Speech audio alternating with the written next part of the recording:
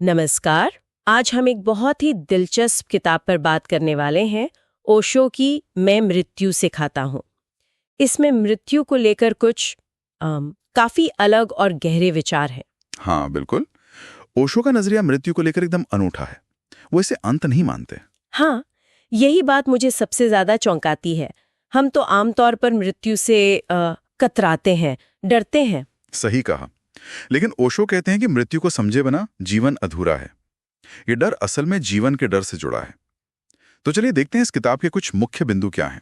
जरूर। सबसे पहले तो यही सवाल आता है, ये मृत्यु का डर इतना गहरा क्यों होता है?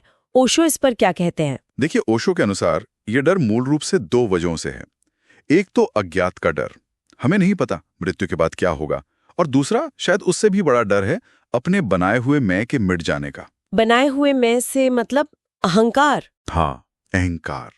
हमारा शरीर, हमारी पहचान, नाम, रिश्ते, उपलब्धियां, हमने इनसे इतनी गहरी आइडेंटिटी बना ली है कि जब मृत्यु इन सबको छीनती हुई दिखती है तो लगता है हमारा अस्तित्व ही मिट रहा है। अच्छा, तो ये एक तरह से अपनी ही बनाई चीज के खोने का डर है। बिल्कुल। ओशो इसे झूठा मैं कहते हैं। वो कहते हैं मृत्यु इस झूठे मैं से मुक्ति है, एक तरह की आजादी।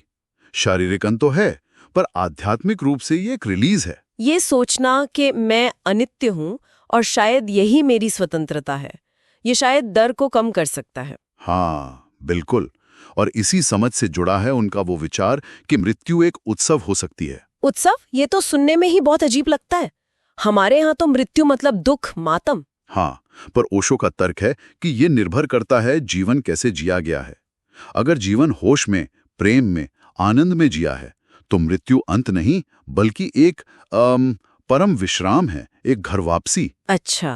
तब वो उत्सव बन सकती है। जैसे बुद्ध का उदाहरण है, जब उनका महापरिनिर्वाण हुआ, शिष्य रो रहे थे तो उन्होंने पूछा क्यों रो रहे हो। इशारा था कि जो पूरी तरह जी लेता है उसके लिए मृत्यु दुख नहीं, मुक्ति है। और इसी से शायद वो जीते जी मरने वाले बात जुड़ती है। उसका क्या मतलब है? हाँ, जीते जी मरना ओशो के लिए बहुत अहम है। इसका मतलब शारीरिक मौत नहीं, बल्कि अपने अहंकार, अपनी इच्छाओं, अपनी आसक्तियों, मतलब उसी झूठे मैं से इसी जीवन में मुक्त हो जाना। जैसे कबीर ने कहा, जब मैं था तब हरि नहीं। बिल्कुल वही। अब हरि है, मैं नहीं। ये मैं, ये अहंकार का विसर्जन ही असली मृत्यु है। और जब ये मैं मरता है तभी असली जीवन, वो हरि, प्रकट होता है। ये बात तो सोचने वाली है कि हमारे काम, हमारे रिश्ते, ये सब अहंकार से चल रहे हैं या किसी गहरी जगह से? हाँ, और जब ये अहंकार थोड़ा ढीला पड़ता है तब शायद जीवन और मृत्यु की एकता समझ आती है। ओशो कहते हैं ये अलग नहीं है, एक ही सिक्के के दो पहलू हैं। जन्म के साथ ही मृत्यु आ जाती है। जैसे हर सांस लेना जीवन है। वाह। और हर सांस छोड़ना मृत्यु। क्या बात है, बिल्कुल सही उदाहरण। हाँ, ठीक वैसी ही दोनों साथ साथ चल रहे हैं हर पल। हर पल कुछ नया जन्म ले रहा है, कुछ पुराना मर रहा है। और जब ये एकता समझ आती है तो मृत्यु का डर कम होता है और जीवन और गहरा और कीमती लगने लगता है। मृत्यु का बोध जीवन को फीका नहीं करता बल्कि ज्यादा सघन बना देता है। तो इस समझ तक पहुंचने में, इस अनुभव में ध्यान कैसे मदद करता है? ध्यान ओशो के अनुसार मृत्यु का ही एक छोटा रूप है, एक तरह का पूर्वाभ्यास। पूर्वाभ्यास कैसे? ध्यान में जब विचार शांत होते हैं, हाँ, जब मैं का भाव, कर्ता भाव हल्का होने लगता है, तब हम एक तरह से मरने का ही अनुभव करते हैं। अहंकार का मरना। अच्छा। सिर्फ एक साक्षी भाव रह जाता है, देखने वाला, जो शरीर और मन से अलग है। हाँ, और यही अनुभव मृत्यु के वक्त भय से मुक्त होने में मदद कर सकता है। क्योंकि तब पता होता है कि मैं शरीर या मन नहीं हूँ। इसीलिए शायद ओशो मृत्यु को गुरु भी कहते हैं। हाँ, मृत्यु सबसे बड़ी गुरु है। वो आईने की तरह दिखाती है कि हम क्या नहीं हैं। ये शरीर में नहीं, ये मन में नहीं, ये नाम में नहीं। तो फिर सवाल उठता है, मैं क्या हूँ? बिल्कुल। मृत्यु हमें इस असली सवाल के सामने ला खड़ा करती है।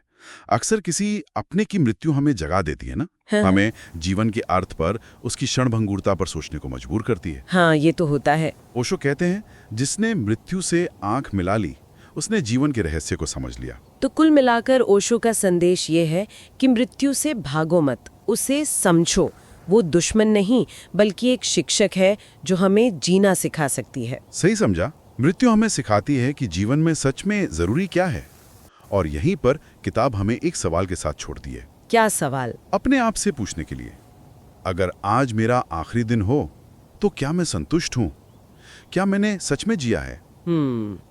ये सवाल तो सच में रुककर सोचने वाला है। शायद यही होश में जीने की तरफ पहला कदम है, मृत्यु को साक्षी मानकर जीना। ये थे ओशो की किताब मैं मृत्यु सिखाता हूं से कुछ गहरे विचार। उम्मीद है इन बातों ने कुछ सोचने को मजबूर किया होगा। ध्यान, प्रेम और जागरूकता के साथ जीवन जीने की कोशिश करते रहें। हम फिर मिलेंगे।